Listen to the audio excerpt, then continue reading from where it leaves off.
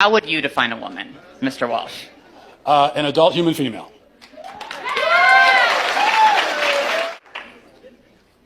And how doesn't a transgender woman fit that definition? Female. Because they're not female. They have, you said that you are a biological male, correct? I said I'm transgender. I might be intersex for all we know. About almost as many people in the world are transgender as intersex, and well, a lot of people don't know. So what you're saying is that a quote-unquote trans woman is a female? By the definitions I'm familiar with, yes. So how would you define female? Through my training in healthcare, there are several different categories for how we define sex. People bring up chromosomes.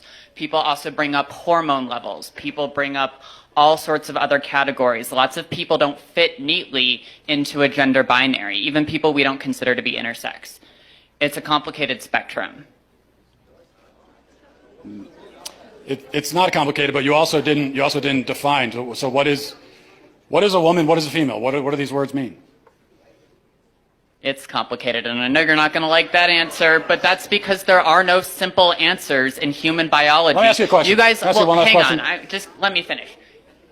You guys like to bring up high school level biology classes a lot. I get that a lot, but people who go on to more complicated biology classes will talk about sex as a spectrum. It's not. It's not. Well, biological researchers would disagree with you. Well, there are male gametes and female gametes. Oh, I had one last question. I just have one. I had one quick. Can you come back for 1 second? Because this is an important question. You said you're an EMT. Yes. Okay. If you're responding to a health emergency. Biological male, somebody with a penis, is having a medical emergency, and they say to you, "I think I'm having a miscarriage." Would you check them to see if they're having a miscarriage? Would you consider that a possibility for them?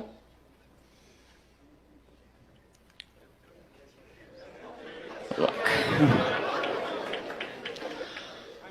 No, but that's because some people don't have body parts. Doesn't mean they're not a woman. Okay. Sounds like we've established there are some people who, in principle, can get pregnant, and there are some people who can't. So there's two categories, otherwise known as binary. Lots of women can't get pregnant either. Yeah, but they're still of the nature to get pregnant. The only reason they can't get pregnant. Yes, but truth matters, right? It does. That's what I'm trying to explain to you. Truth matters, and they can't get pregnant. That's the truth. So how are they still women? Because they are. For the same reason